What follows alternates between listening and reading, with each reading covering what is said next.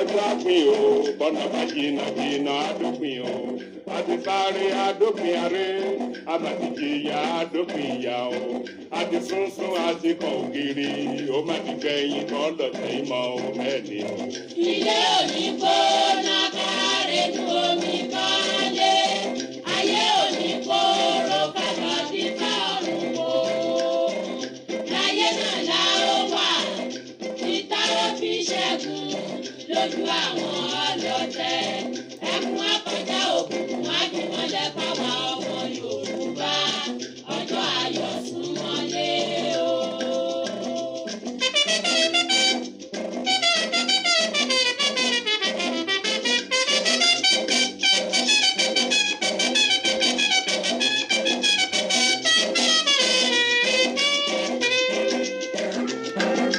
láéláé kan bá ó mà di láéláé kan bá Yorùbá ò ní dọ̀bálẹ̀ ẹ̀fẹ́ nìkan ó dùgbẹ̀yìn kọ́ lọ́tẹ̀ ìmọ̀ o. Ẹ̀dìdé bí ológun ẹ bá jàgbà sílẹ̀ o ẹ rántí àtọmọdọ́mọ onísùnwà kò ní rẹ̀ wá bá ó fi ṣẹ́gun ẹni tó dé ó sàn ju ẹni tìrẹ̀ ń bọ̀ bẹ́ẹ̀ ni ò ní ní dúró kẹ́dúró gbọ̀n kẹ́dúró gbọ̀n kẹ́dúró gbọ̀n gbọ̀n gbọ̀n àtùpàgbé oníkànnì o bí ẹ bá sùn ẹgbẹ́ ọjọ́ ayọ̀ súnmọ́lé o. bí a bá kú tí a bá jí a ó mẹ́ni rí fẹ́ràn ẹni bá ṣàìsàn kò ní yóò lè mọyì àlàáfíà bí a bá ṣaláìní ká tó wá ní a ó mọyì bàbá ń fojoojúmọ́ jẹun ata ó dípa fún Yorùbá tí í ṣe ọmọ Odùduwà bàbá mi òkè gàgàgà tí í ṣe lẹ́gbẹ̀ẹ́ lẹ́yìn aṣòótọ́ Ọ̀yọ́ Ìbàdàn Oǹdó Ìjẹ̀ṣà Ilé Ifẹ̀ o. Gbọ́ ohùn alóore Odùduwà ló ń pè. Àkúrẹ́ Ọ̀wọ̀ Ìkàrẹ́ Ẹ̀yìn Èkìtì ẹgbóhùn Ìgbé o. Gbọ́ ohùn alóore Odùduwà ló ń pè. Ìbàràpá Ilé Ẹ̀gbádò Ẹ̀yìn Ọ̀ṣun ẹgbóhùn Ìgbé o. Gbọ́ ohùn alóore Odùduwà ló ń pè. Ẹ̀yin Ìjẹ̀bú ọmọ Àlárẹ̀ ẹ̀yin Ẹ̀gbá ọmọ Lísàbí. Gbọ́ ohùn alóore Odùduwà ló ń pè o ẹ̀yin ọmọ Yorùbá ọjọ́ ayọ̀ súnmọ́lé o.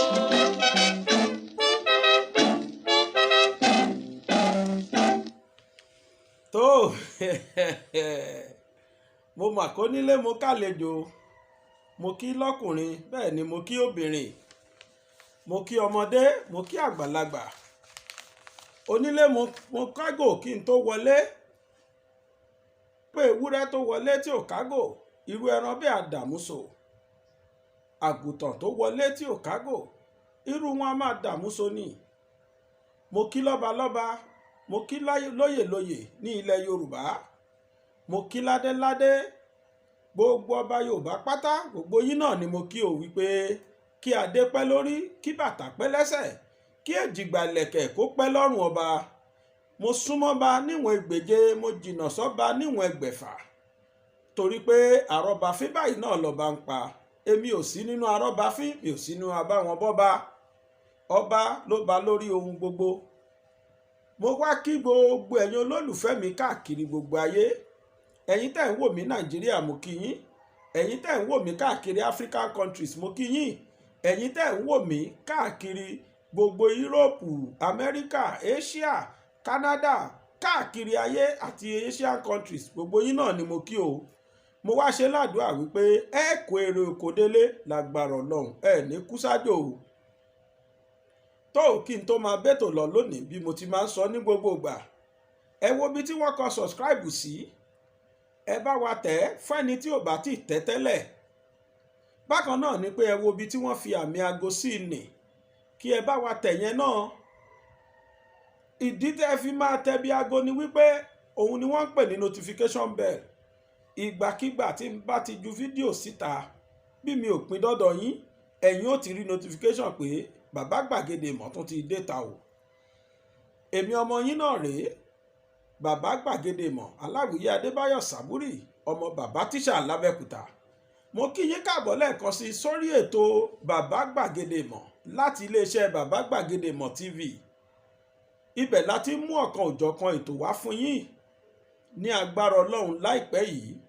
Láti October 2nd, àrà ọ̀tọ̀ lẹ́ẹ̀ máa wò lórí ìkànnì tí a wà yìí àti the online TV. A dẹ̀ máa flag gbogbo programs wa starting from October 2nd by God's grace. Oríṣiríṣi ètò láti làálẹ̀, ìròyìn wà ń bẹ̀, ìròyìn yàjóyàjó, lẹ́jọ̀wọ́n, ẹ̀kúnrẹ́rẹ́ ìròyìn àtoríṣiríṣi bẹ́ẹ̀. Ìyàtọ̀ fẹ́tò tèmi nìkan tẹ́ máa ń wò lórí ṣánẹ́ẹ̀lì tẹ́lẹ̀, ẹ máa wo oríṣiríṣi ètò láti October 2nd lọ. Tí wọ́n bá ti wá subscribe sọ́dọ̀ wá ń sìn, wá láǹfààní láti máa wo àṣà àti ṣe, ìyẹn ò tiẹ̀ ló ń kà, àwọn ìtànṣẹ̀dálẹ̀ ìlú, àwọn nǹkan ìlera tó jẹ́ pé àwọn oúnjẹ kọ̀ọ̀kan tá à ń rí tá à mọ̀ túmọ̀ pé kákan jẹun tiwa, oríṣiríṣi ń tá a fi wọ́n ṣe, gbogbo ẹ̀ náà lá máa sọ, lá máa gbé jáde.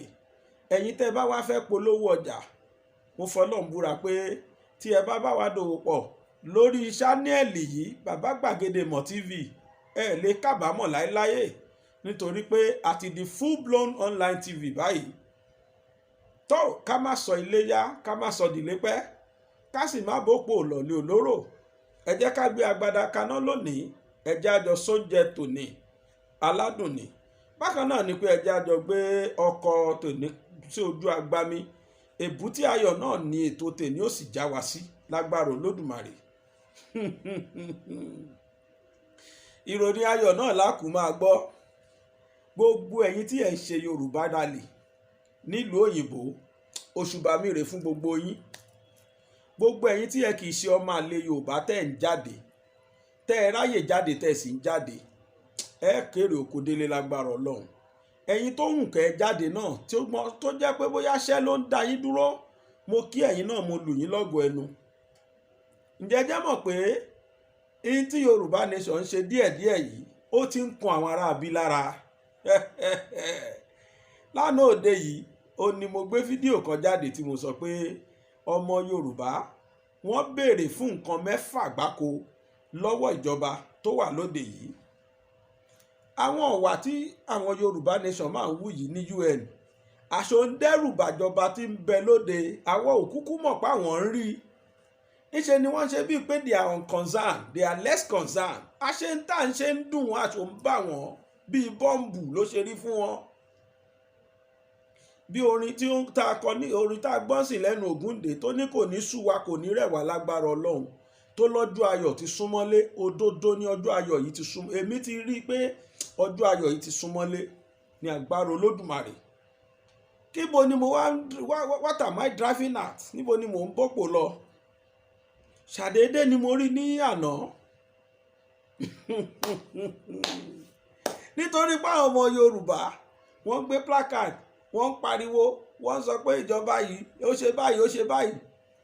Àṣé lílọ tí àwọn Sàngbé búbù tí wọ́n ti kọ́kọ́ lọ síwájú kí UN summit tó bẹ̀rẹ̀ yìí, àṣóní tí wọ́n lọ ṣe ní New York, àṣóní tán lọ ṣe l'Amẹ́ríkà, ni wọ́n máa wá lọ kó àwọn kò níṣẹ́ l'Amẹ́ríkà o. Àwọn tí ìyà ti jẹ pa sọ́hùn, wọ́n wá lọ kó wọn. Wọ́n wá lọ fún wọn ní $50. Kódà wọ́n ní wọn ìfún wọn pápá, wọ́n sì promise wọn ní $50. Wọ́n wá gbé placard lé wọn lọ́wọ́. Ẹ máa sọ pé wọ́n Nàìjíríà kò síyà kankan tó ń jà àwọn èèyàn, irọ́ ni wọ́n ń pa, propaganda ní oríṣiríṣi àkọlé ni wọ́n kọ síbẹ̀. ó yà mí lẹ́nu nígbà tí mo rí i kódà ọmọ Yorùbá wà náà tó ṣe nǹkan yìí lélẹ́yìí tó fi ń yé wa wípé àwọn atiláwí ẹ̀rù gan ń bà wọ́n. èmi ti rò pé they are concerned ni, èmi rò pé wọn ò rí nǹkan tá à ń ṣe ni, èmi rò pé bóyá nǹkan táwọn èèyàn ń ṣe lọ́tún lósì yẹn kò tiẹ̀ mì wọ́n ni, àṣé mìmí ẹ̀ mì wọ́n gidi, aṣọ ti bà wọ́n kọjá bá ti rò. tí kì í bá ṣe bẹ́ẹ̀ ni wọn ò ní lọ bribe àwọn kan wípé ẹ máa wá gbé placard, ẹ jọ kí ni percentage àwọn yẹn ládùúrú èrò tí wọ́n ń ṣe rally. mo wá gbà fún ẹ̀yin ọmọ Yorùbá, mo gbà fún yín àtẹ̀yin ọmọ ìlú míì náà tẹ́ kìí ṣe Yorùbá tẹ́ darapọ̀ mọ́ wọn lẹ́sẹ̀kẹsẹ̀ tí àwọn èèyàn ti rí pé òhó ibi tẹ́ fẹ́ báyọ̀ rèé, lẹ́sẹ̀kẹsẹ̀ làwọn náà ti jáde ni wọ́n ti bẹ̀rẹ̀ sí ní tákù wọn lẹ́sẹ̀kẹsẹ̀ làwọn náà ti jáde. mo kàn wo méjèèjì mo pé irú dírámà wo rèé. nígbà wo ni Nàìjíríà dà báyìí? nígbà wo la bàlú ìjẹ́ tó báyìí? nígbà wo la sọ̀lú ìdá báyìí? nítorí selfish interest, torí ipá ṣàfẹ́ jẹ gàba lé àwọn èèyàn lórí gangan ṣá, torí ipá fẹ́ tẹ àwọn èèyàn lórí ba, torí ipá fẹ́ sọra wa dọ̀gá lé wọn lórí, torí ipá fẹ́ ní àwọn kan lára. ó jẹ́ ojútì fún mi nígbà tí mo wo fídíò yẹn, ojútì tó ga ló jẹ́ fún mi, ojútì tó ga tó kọjá bẹ́ẹ̀ ló jẹ́ that we can descend so low to this level, that we can descend so low to this extent. mo ń bọ̀ tí mò ń sọ lè má yé yín, mò ń padà bọ̀.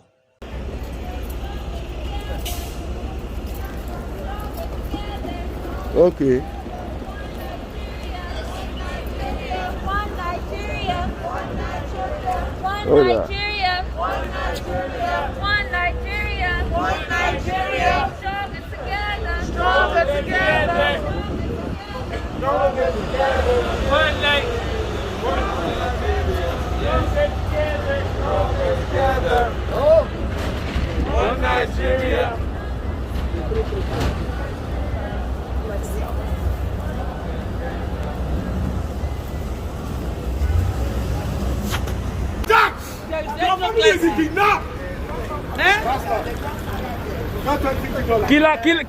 Killer president.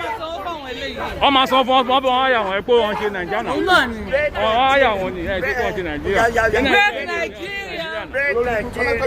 Fake Nigeria. Terrorists. No. Má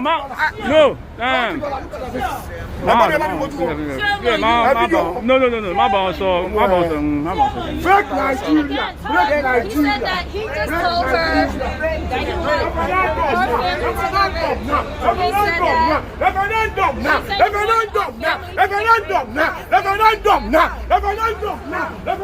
now. Somebody's down. Somebody's down. Just make somebody, just tell somebody and they're going to make their family get real. After we protested against rape, and after the lady just told us about that. They are not Nigeria. They are not Nigeria. You know almost a dollar. A dollar to a naira. A dollar to a naira. Must have got an Android, first of all. You got a Samsung. And you are here, you are happy. You are not Nigerians. You are Nigerian, right? You are shy. Come on, shy. Nigerian.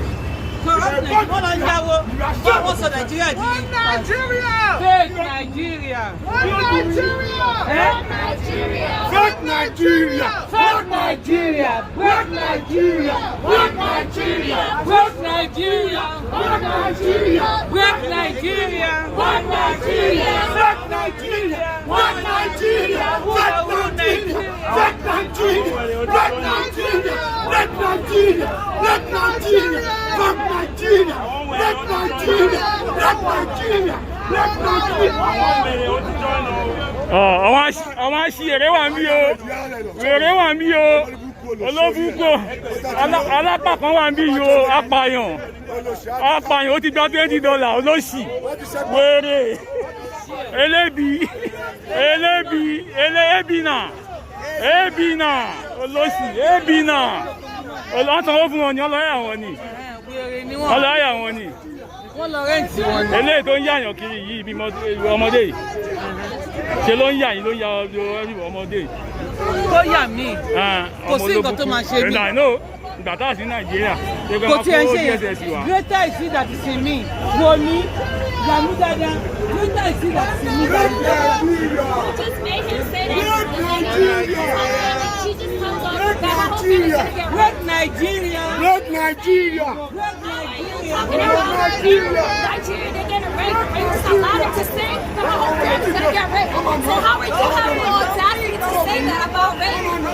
You can't talk about rape when he just said her whole family is gonna get raped. So why you allow him to say her whole family is gonna get raped? Like, what are you talking about? You're not making no Yes. sense. Okay. Thank you. All the you're not making no sense. This girl is telling me I'm not making. Who is your mother? Watch out. First of all, he just told me Where's her whole your family's mother? gonna get raped. You with someone that's Where's your mother? That said that a young lady. Where is your mother, please? Where is your mother? Where is your mother? Remember that word? Oh no, Ó ń ṣiṣẹ́ owó ẹ̀ ní ẹbílẹ̀. He's working. He's doing his job. He's doing his job. He's doing his job. He's doing his job. He's doing his job. He's doing his job. He's doing his job. Jabba $50. No, the highest is going to be $10, $20. One Nigeria. Red Nigeria. Red Nigeria. Shut Nigeria. Shut Nigeria. Shut Nigeria. Shut Nigeria. Shut Nigeria. Great Nigeria. Shut Nigeria. Oh, this is Daniel.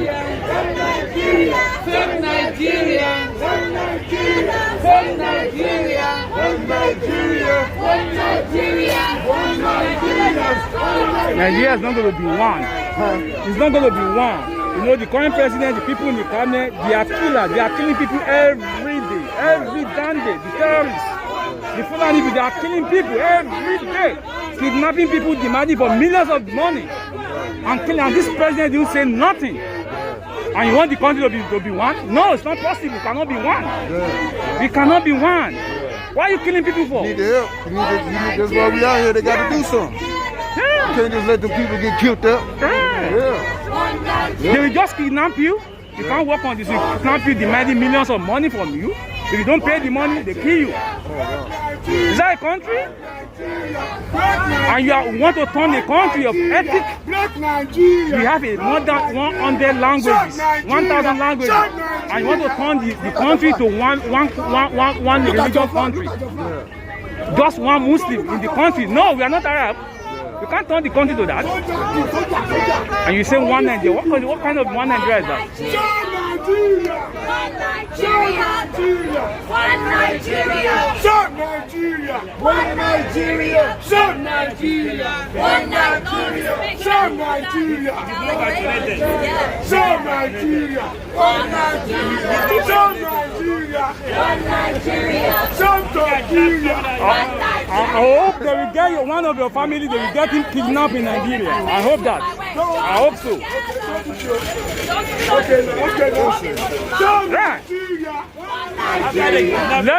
Let me tell you something. Killing people, why are you killing people for? Why are they killing people for? For what? For nothing.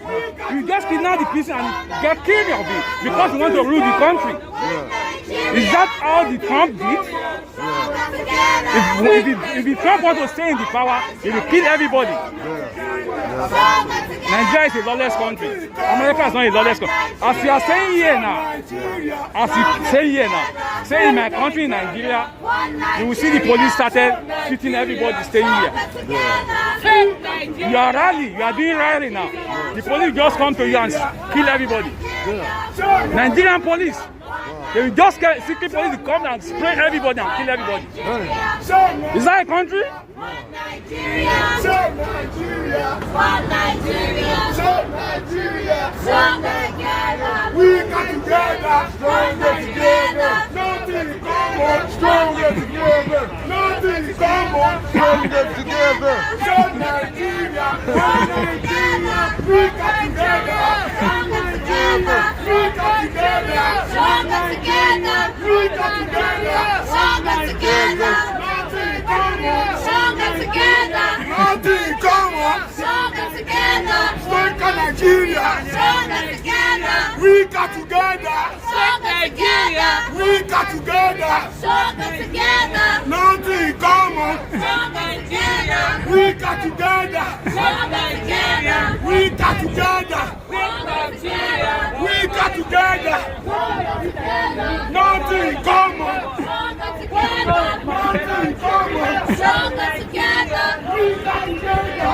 One Nigeria. Say Nigeria. Say Nigeria. One Nigeria. Say Nigeria. One Nigeria. Say Nigeria. One máa bí ọ̀bọ̀ ẹ̀ pé lọ fún. One Nigeria. máa bí. One Nigeria. We didn't get paid, but one Nigeria. Somebody's This is wrong. no, we should still accept it. It is wrong. And you need to fix your teeth, puppy. So what? Not you, him. You need to fix your teeth. Okay. You out of order. That's why you want to take your mom all the time. Exactly. You don't even care. No, not all of them are from there. And somebody would not be from a place and say that they're going to treat the place, no matter how bad the place is, that's still your place. You're right about that. Break Nigeria! Break Nigeria! Fuck Nigeria! Fuck Nigeria! Dangerous country! Dangerous country! Dangerous country! Terrorist country! Terrorist country! Terrorist country! Nothing in common. Nothing in common. Nothing in common. Nothing in common. Nothing. Àwọn ẹbí wọn ni.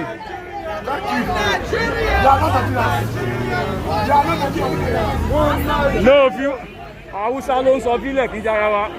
Show Nigeria. One Nigeria. One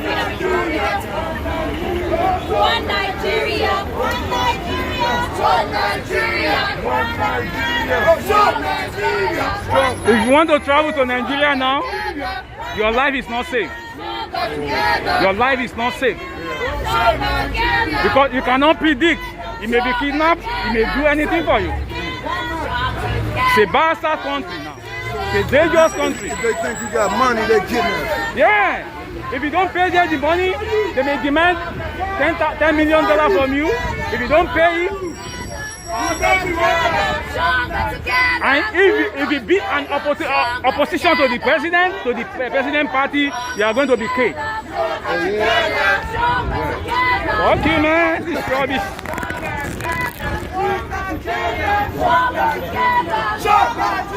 Where do you get this? You saying the government does that? Yeah, yeah,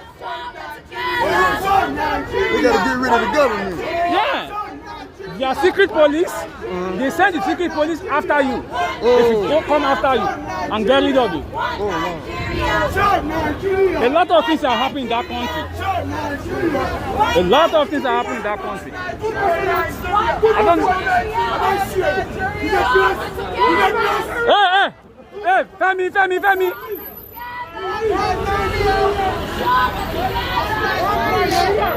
Femi. Ẹ káàbọ̀ padà. Ẹ wo nǹkan tìjú tó ń ṣẹlẹ̀ ń bẹ̀ yẹn. Ṣùgbọ́n mo gbà fẹ́yìn ọmọ Yorùbá. Àlọ́jọ́ ayọ̀ ti súnmọ́lé pẹ̀lú ògo Ọlọ́run. Very cheering news. Nǹkan kan ni mo wá fẹ́ sọ. Ó lèmi ṣe ń sọ ní gbogbo ìgbà pé ọ̀rọ̀ yìí kì í ṣọ̀rọ̀ ọjà, kì í ṣọ̀rọ̀ ebú. A need láti bú ẹnikẹ́ni. Step tá à ń take lọ́wọ́lọ́wọ́ yìí, this is the rightful step. Àdúpẹ́ pé lọ́ọ̀yà ti jáde, wọ́n ti wá bá wa interpret law. Wọ́n ti jẹ́ kó yé wa pé self-determination is a right to human being. It is part of fundamental human right. In as much tó bá ti jẹ́ pé race kan, ẹ̀yà kan tí wọ́n jọ ń sọ èdè kan ni wọ́n kóra wọn jọ ni wọ́n jọ ń jà fún self-determination. And Yoruba is a race. Due to this,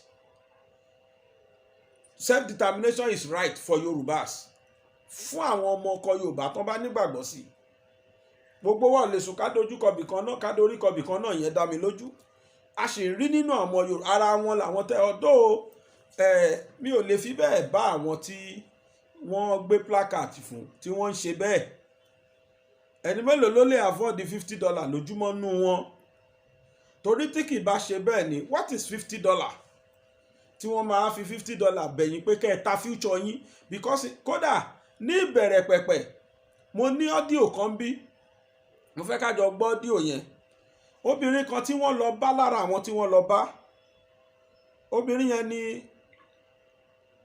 ó ṣe ọ́díò sínú gúrùpù kan ẹnìkan wá sẹ́ǹdì ẹ̀ sí mi láti inú gúrùpù yẹn ó wù mí ká gbọ́ ọ́díò yẹn wúmà yẹn ní èyí tí wọ́n béèrè lọ́wọ́ àwọn ó ló kọjá $50 ó ní wọ́n ní káwọn submit passport àwọn àbí ID card kí wọ́n tó fún wọn ní nǹkan tó gbà pé kán gbé placard ẹ̀rí yẹn kó tó di pé wọ́n máa fún wọn ní $50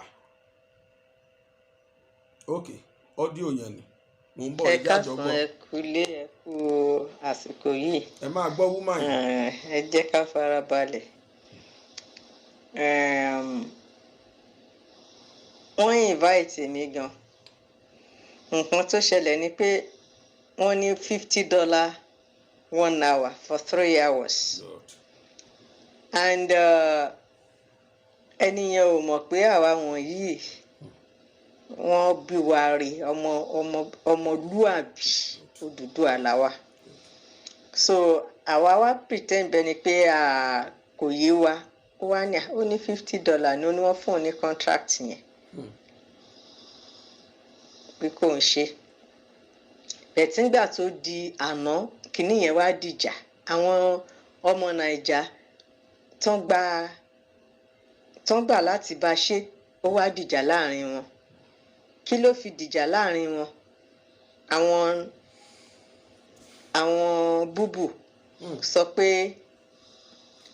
kán gba ID card wọn kán take picture ẹ̀ kán kó lọ sí Nigerian House ibi táwọn yẹn ti wá yarí nìyẹn pé àwọn ò lè pé ṣé wọn mọ̀ túmọ̀ ID card ní Amẹ́ríkà ni mo ti gbé ID card ẹ sílẹ̀ fún Nàìjíríà ayé ẹ ti bàjẹ́ nìyẹn so àwọn wọ̀nyẹn wá yarí ó dìjà rẹpẹtẹ títí dàárọ̀ ẹ̀ wọ́n ṣe ń fa wàhálà yẹn ni wọ́n wá ní pé kán lọ wá àwọn tán bá ṣàárẹ̀ àbáwọn tí ò ní ìwé tó kàn nídìí $150 yẹn for 3 hours yẹn pé kán lọ wá wọn kán kó wọn lọ síbẹ̀ so nǹkan tó ṣẹlẹ̀ nìyẹn wọ́n stage ẹ̀ ni wọ́n pay wọn $50 an hour for 3 hours ẹ ṣe.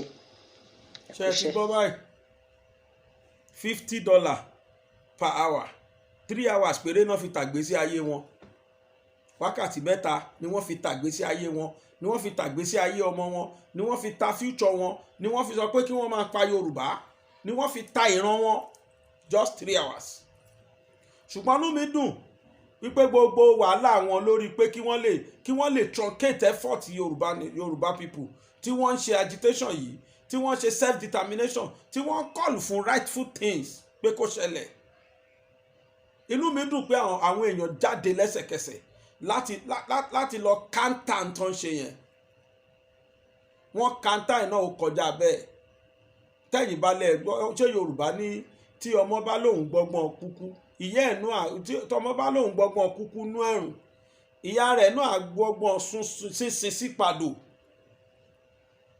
sáwọn láwọn gbọ́n ni ìgbà ń ké àwọn ń ké ọkùnrin ń ké obìnrin ń ké pé ẹ ṣe báyẹn gbà ẹ ti ẹ̀ṣíjú wo ń tà ń sọ ẹ kọ ẹ ṣe bẹ́ẹ̀ ẹ wá lọ sí summit kan ẹ fẹ́ lọ máa disguise bẹ́ẹ̀bi ẹni pé everything is okay everything is not okay in this country everything is abnormal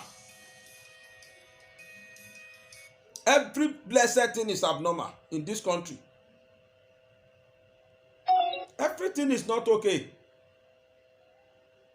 ṣé ìtú táwọn bandits pa lójoojúmọ́ ni ká sọ mo gbọ́ báyìí nísìpọ́n ní àwọn iswap torí àwọn Boko Haram tí wọ́n repent ISWAP tó ti ń recruit àwọn míì tí wọ́n tún fi ń replace wọn ní the same country tó lọ́ba tó níjòyè. Security wise we are not there, and yet people were asking for their right. Ẹ̀yin kan wá gba $150 olórí burúkú kan ẹ wá ń gbé placard kébi tó ń pa wọ́n yẹn náà ló máa pa wọ́n kú. Gbogbo àwọn tó gbowó yẹn wọ́n máa fi wo àìsàn ni. Although náà kò ní effect, I am very sure òṣìtàn ṣe yẹn ò ní effect kankan. They just waste that money. Àrò owó wa tí wọ́n kó kú òǹbí tí wọ́n lọ ń waste sọ́hùn wọ́n kàn waste ẹ̀ ní because it does not disturb these people. Láàárọ̀ ìwọ́n sì jáde. Kódà mo rí àwọn màmá méjì olóríire kan. These people are lawyer, barrister làwọn méjèèjì. Wọ́n dẹ̀ fiṣẹ́ wọn sílẹ̀. Wọ́n wá sí rally yẹn. In fact, I was shocked to my marrow nígbà tí mo rí wọn pé láwọn èèyàn wà concerned tó báyìí. Bẹ́ẹ̀ náà la rí àwọn ọmọ Yorùbá kan tí wọ́n kọ̀ tán jáde. Ẹ̀yin tẹ́ lọ opportunity, àwa tá lọ opportunity láti wà ní venue láti wà l'Amẹ́ríkà. Which kí n wà l'Amẹ́ríkà láyé ní láyé àná títí lọ dìgbà tí wọ́n máa parí hunger wọn tó ń ṣe. I would have been there from day one to the last day. Ẹ̀yin tẹ́ wá fortunate láti wà ní US, ẹ̀yin ọmọ Yorùbá. Authoritatively people called me and told me pé àwọn kan sá wọn ò jáde. Ẹ má jẹ́ kó rí bẹ́ẹ̀ náà. This is the right time tẹ́ ẹ lè béèrè ẹ̀tọ́ yín. Kò síbi tẹ́ ti lè protest tẹ́ ti lè jà tí wọ́n ti lè gbọ́ yín ju United Nations yẹn lọ. Then why will you people be running? Why will you people be keeping at home? Why will you people still be at home? Ṣé ẹ bẹ̀rù ni? Mo fàsíkò yìí rọ gbẹ̀yìn ọmọ Yorùbá tẹ́ wà káàkiri erékùṣù Amẹ́ríkà. Most especially on the 24th ẹ jáde síta. Ẹ ṣe ń tó yẹ kẹ́ ẹ ṣe ẹ bèrè sí fún nǹkan tó yẹ. It is not a crime. Wọ́n tó bẹ́ẹ̀ mọ̀ kí wọ́n kàn criminalize wa lé lórí. You people are not criminals. Àti gbọ́ sí authoritatively that self-determination is fundamental human right. It is everybody's right to do that. These people are not ready to listen to us. Wọ́n ò ready láti gbọ́ nǹkan tá à ń sọ. Wọ́n ready láti sọ pé kí Fúlàní máa pa ìran Yorùbá níṣò. Àwọn náà ò gbádùn lọ́dọ̀ wọn lọ́hùn anyway. Tilẹ̀ Haúsá tiẹ̀ tún fẹ́ worst ju tiwa lọ́lẹ̀ Yorùbá. Wọ́n kàn fẹ́ káwọn ẹni máa torment gbogbo Nàìjíríà kí ló dé? Ṣọ́nṣẹ́ran mẹ́ran kó kan tó èèyàn pa ní. If these people àwọn èèyàn sọ fún yín pé ìpípa kí ló lóye Ìgbòho sọ tó le tó yẹn? Kí ló sọ tán sọ di criminal? He has never killed anybody. Kò sí nǹkan tó sọ ju wípé àwọn èèyàn àwọn tó ń pa yẹn stop ẹ̀. Ẹ wá lọ ẹ lọ balẹ̀ ẹ̀jẹ̀ ẹ lọ destroy ilé ẹ lọ criminalize àwọn tó ń tẹ̀lé. Wọ́n pe journalist kan ní òtítọ́ lójú. Wọ́n máa ń ṣe program lórí TVC. Wọ́n máa ń pè wọ́n fún interview lórí TVC. The man spoke today and I was very happy. Ìgbà tí mo gbọ́ interview yẹn. Èní ni mo wo fídíò yẹn. Mo fẹ́ káwọn èèyàn náà gbọ́. Wọ́n analyse ẹ̀. Even gan wọ́n ní kí káwọn DSS lọ sí Supreme Court. Wọ́n ní wọn ò lè jẹbọ. Nítorí wípé bí wọ́n ṣe kinní yẹn it is very very unprofessional. Journalist ni, a reputable journalist, seasoned journalist. Mo tún gbọ́rọ̀ ẹnu máa yẹn mo rò pé yes DSS wọ̀ báyìí. Ẹja lọ gbọ́n tí mò ń sọ yẹn mò ń bọ̀. It says the Justice Minister says the judgment will be appealed against. For me, the cost awarded by the court is too high. So he's negotiating on behalf of the federal government, saying 5 billion naira is okay. Does that resonate with you? Well, it's left to the upper courts to look at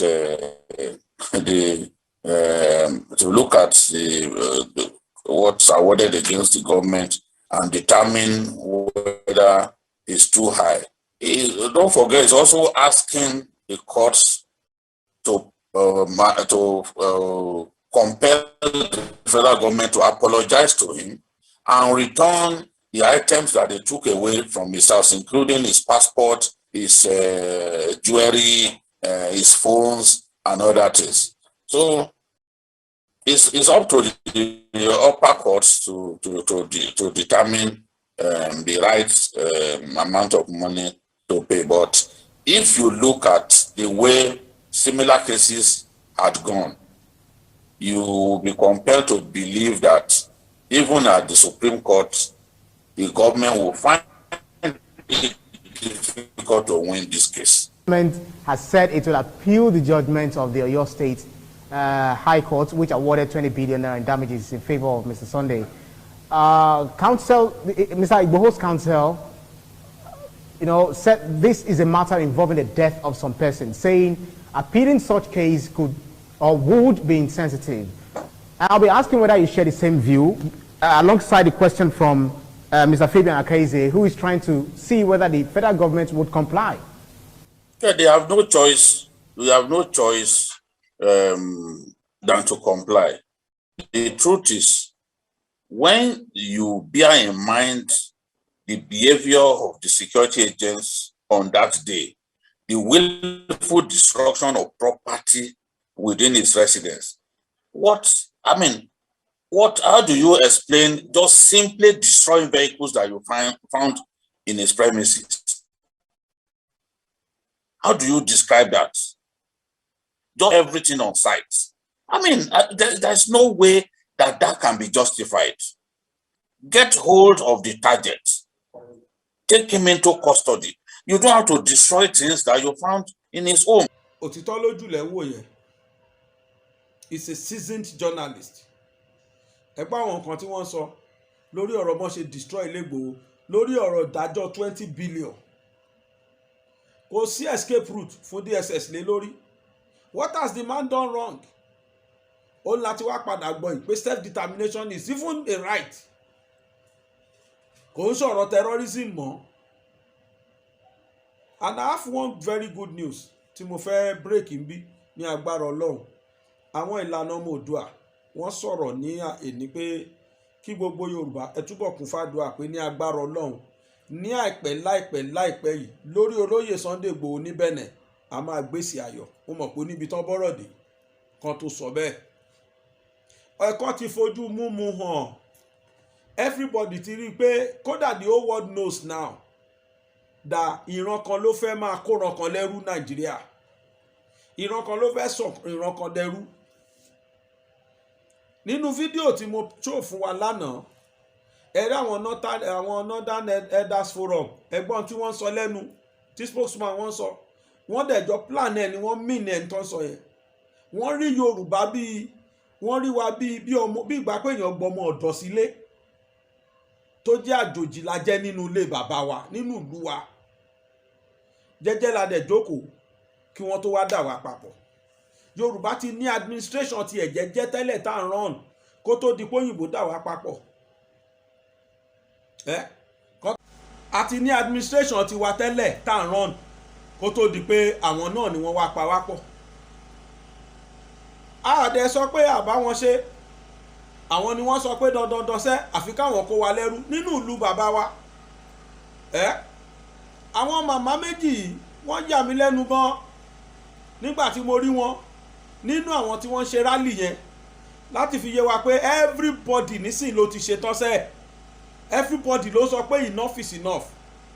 Ẹjẹ́ àti ẹ̀wò nínú rálì yẹn náà ká wo àwọn ìyá méjì yẹn àtàwọn míì náà mò ń padà bọ̀. This is us on the street of Manhattan going to the rally ground for the third day. This is Barrister Tinu Akinshola and this is Barrister Janet Fashaki. We don't mind our business, we mind the business of those who are less privileged, those who are the hopeless people, people who are being marginalized, the downtrodden, who are being displaced from their ancestral homes, people who are being maimed and killed, our virgins that are being raped by the Fulanis.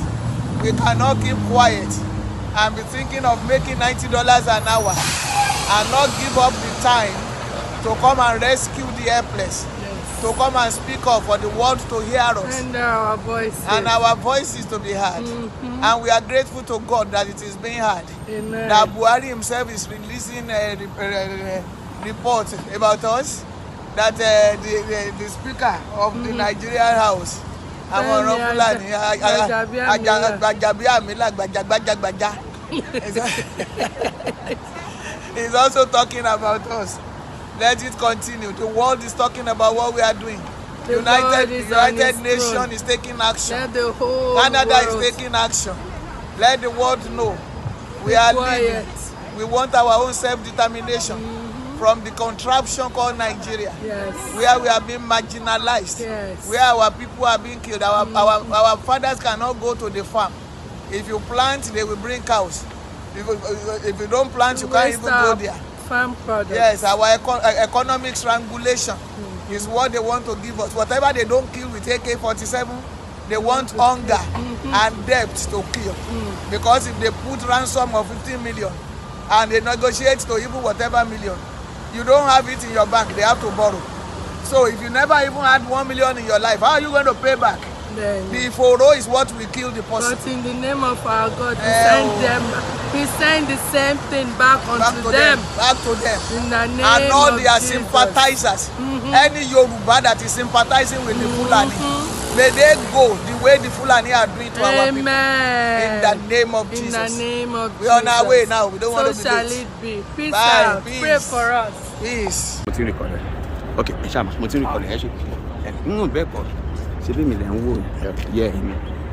Thank you. My name is Joseph. I represent the southern people of Nigeria.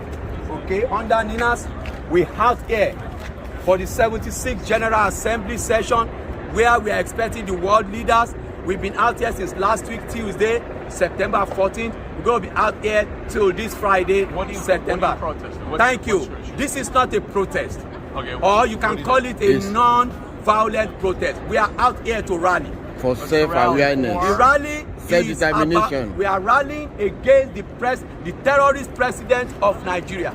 We are rallying against the terrorist president of Nigeria. Okay? Thank you very much. Muhammadu Buhari is his name. Okay? He is the grand patron of 3 terrorist groups in Nigeria. Hands down. Gotcha. What do you think of Joe Biden? What do I think about Joe Biden? Hey, that's my president. You are talking like that.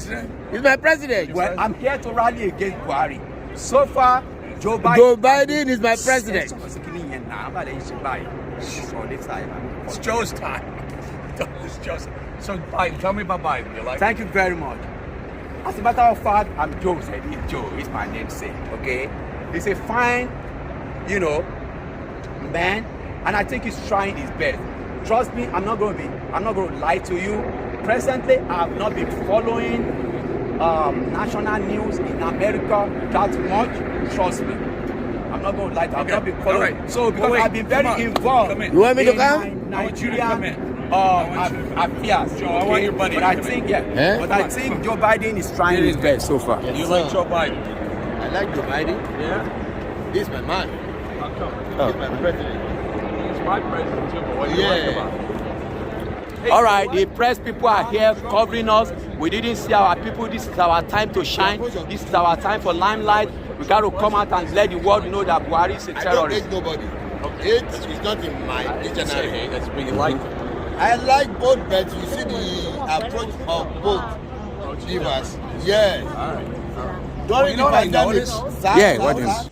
Láti rally tí wọ́n ṣe lọ ní níbi tí wọ́n ti ń ṣe United Nations níbi ilé United Nations òun náà làwò yẹn ẹ wo àwọn obìnrin yẹn they are both lawyers àwọn méjèèjì they are lawyers wọ́n dẹ̀ fiṣẹ́ wọn lẹ̀ wọn ò kí ẹ̀ they don't go to that chamber so ló yẹ jẹ́ pé àwa náà ká pé oníkálukú in fact Minister for Defence ó ti sọ̀rọ̀ yẹn tán the man has spoken ó ti sọ pé everybody yín ni ká ẹ gbèjà ara yín on everybody should defend him yourself defend yourself so táwọn ẹni yẹn ṣe bẹ́ẹ̀ yẹn kì í ṣe ọ̀rọ̀ terrorism lélẹ̀ ọ̀rọ̀ yóò ń ṣọ̀rọ̀ èbú kì í ṣọ̀rọ̀ ọjà torí àwọn ẹ máa sọ fún presenters tó máa sọ ẹ máa jólé ni ẹ máa ṣe kinní kan ní we don't need that for now no in tó kù ní diplomacy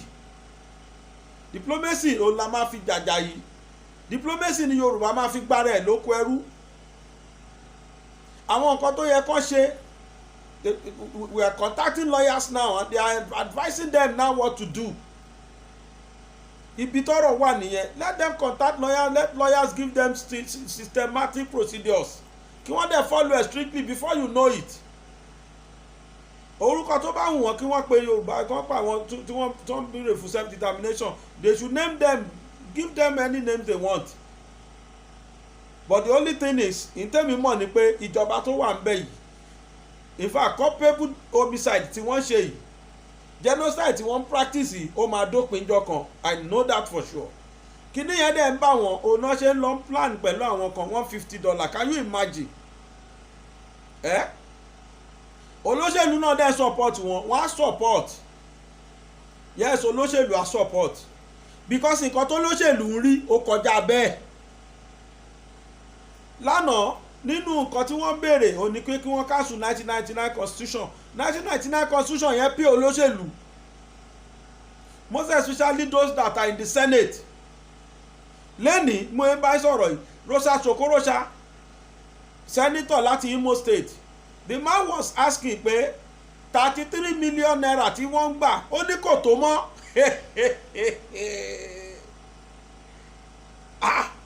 Mo tún tún ọ̀rọ̀ yẹn gbọ́ pé àbí mi ń gbọ́ nǹkan tọkùnrin sọ ni. Olówó tùlùtùlù táwọn gbà yẹn, olówó yẹn kéré fún senator.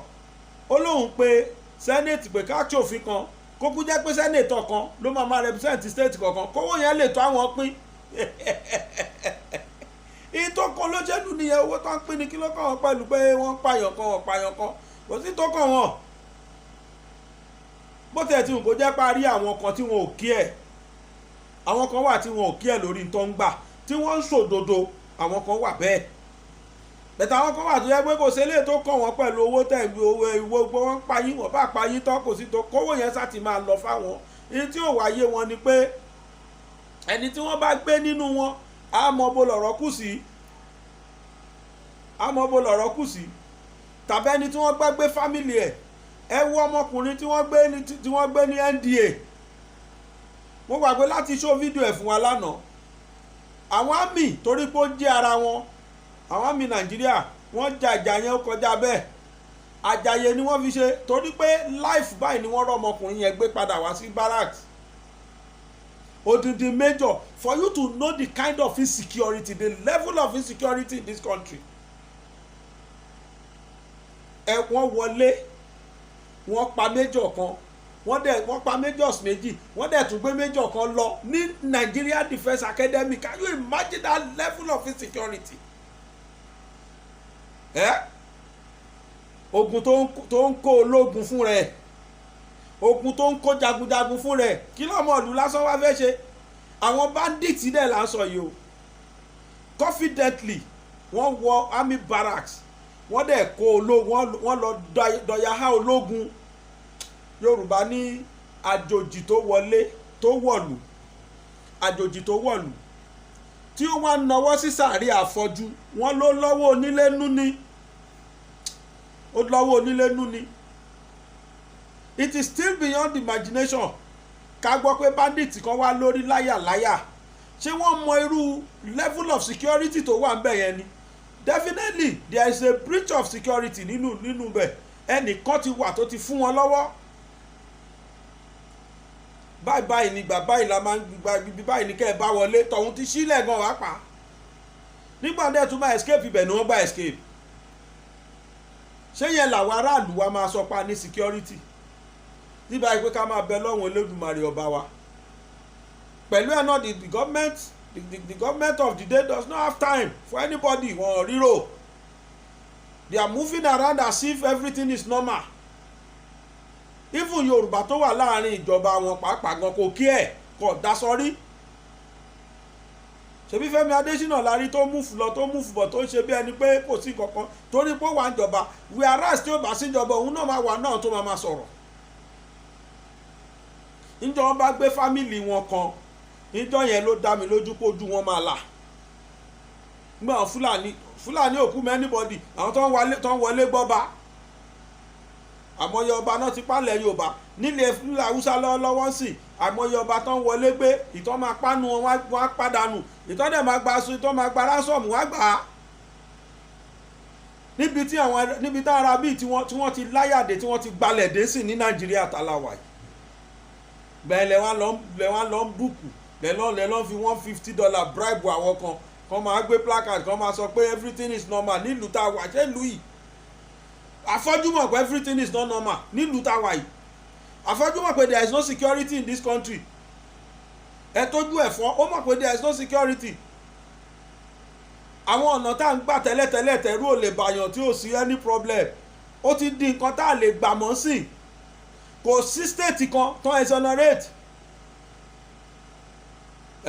kò sí state kan ní Ọ̀yọ́ state ìlú Ìgàngán dáràn gbogbo àwọn Ìbàràpá àwọn yẹn dáràn ní Ògùn state Yewa àti Ìjẹ̀bú wọ́n dáràn ó bá Abẹ́òkúta ó bá Ẹ̀gbá náà ní Lagos state òyìn ò tiẹ̀ ló ń kà Oǹdó ńkọ́ ṣíàmánù làwọn níbi táwọn Fúlàní ti pa bótò sí wọn lára dé Èkìtì olóńkà Ọ̀ṣun ńkọ́ kò sí state náà nílẹ̀ Yorùbá ètò free káwá bọ́ sílẹ̀ Haúsá káwá bọ́ sílẹ̀ Yíbò àdẹ̀sọ́pá ń ṣèjọba àwọn èèyàn wá ń béèrè fẹ́tọ̀ wọn fún wọn ní criminal ni wọn terrorist ni wọn àwọn tó jẹ́ real terrorist criminalize àwọn yẹn àwọn èèyàn ń pààyàn ní business ni wọ́n ń ṣe Miyetti Allah tó ń finance wọn tó jẹ́ chairman wọn gangan tó yẹ kẹ́ ẹ pè ní ó ti yẹ kọ́ pé wọ́n ní terrorist group ti pẹ́ wọ́n ní pé business ni wọ́n ń ṣe Gumi ìyẹn ń rìn lọ bó ṣe wù ó sọ gbogbo sọkúsù ìjọba níjọ́ tó máa bẹ̀rẹ̀ sí ní gbé àwọn ọmọ school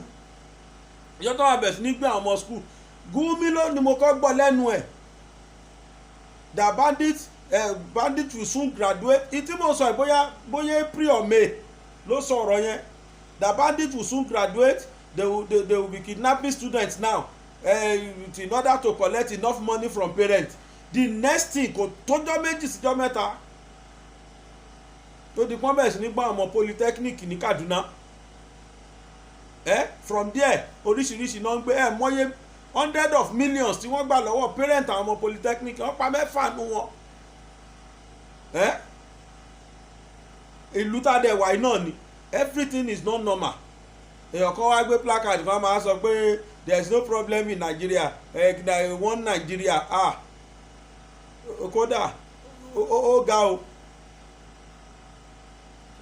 fídíò kan wà níbí báyìí tí mo fẹ́ ká jọ wò effect àwọn bandits lórí àwọn student tán ti gbé kí ni báwo ló ṣe jẹ́ lára àwọn student báwo ló ṣe affect education mo ń bọ̀ ẹ já wo fídíò yẹn ná pápápá mo ń bọ̀. As schools resume across the country after a long break, students in the northwest region of Nigeria are resuming in phases, while others may still spend more time at home owing to the spate of kidnappings and banditry. As a follow-up to the various pictures we received in the aftermath of the attacks on some schools in the northwest, we pieced together this report on the implication of this situation on education in the region.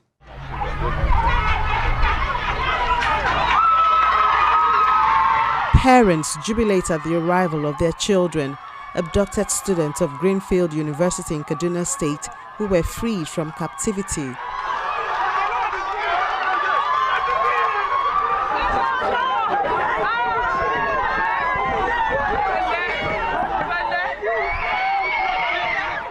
The emotional attachment of parents to their children is what bandits exploit to kidnap students for ransom.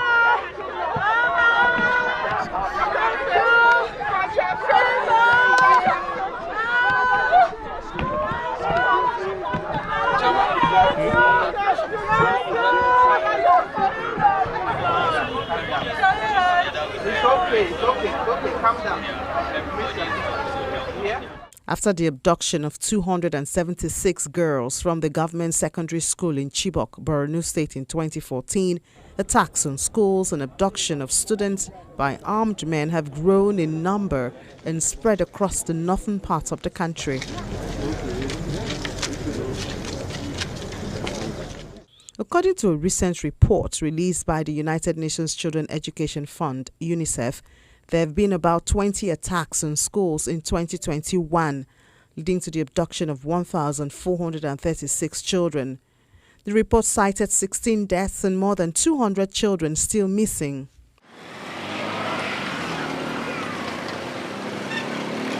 The Northwest region has recently been the epicenter of school attacks and students' abduction. especially in Kaduna, Zamfara, Katsina, Kebbi states. This has instilled fear among residents, preventing at least 1 million children from returning to school, according to UNICEF. We are living in hostel. Then they came around 12 and come and pack us. They take us there.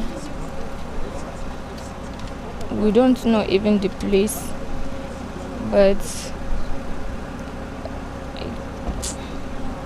I don't know, is it inside Kaduna or somewhere? I don't know. So now we thank God that we are back now, and we pray that the rest will be back very soon, inshallah. The idea behind the bandits' onslaughts could be of economic gains. That's different from groups like Boko Haram, who are against secular education.